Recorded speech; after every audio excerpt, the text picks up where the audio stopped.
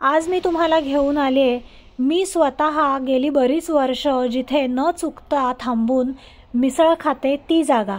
आणि ती जागा म्हणजे पुणे सातारा हायवेवर खंबाटकी घाट उतरला की समोरच तुम्हाला शिवनेरी मिसळ नावाचं छोटंसं पण टुमदार असं हॉटेल लागतं।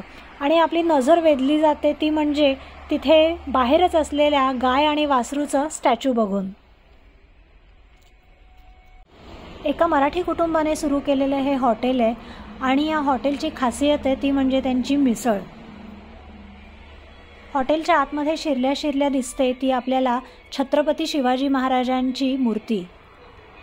हॉटेल खूप स्वच्छ ठेवलेलं असतं आणि गेली 10 वर्ष आम्ही इथली मिसळ खातोय आणि मला सांगायला आवडेल की मिसळची चव अजिबात बदललेली नाही। आम्ही नेहमीप्रमाणे ऑर्डर केलेली आहे स्पेशल मिसळ थाळी।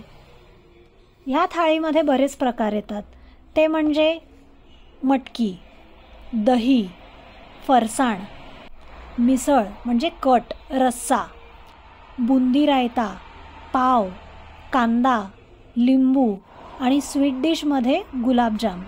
आणि ही एक भरलेली अख्खी बालडी।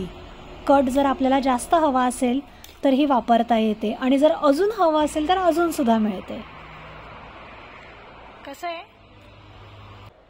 मिसळ चवीला खूप भारी आहे, भरपूर तिखट आहे, नाकातोंडातनं पाणी येतं आहे असं अजिबात नाही, पण त्याला स्वतःची अशी एक खूप सुंदर चव आहे आणि कितीही खाल्लं तरी पोट भरलं तरी मन मात्र काही भरत नाही।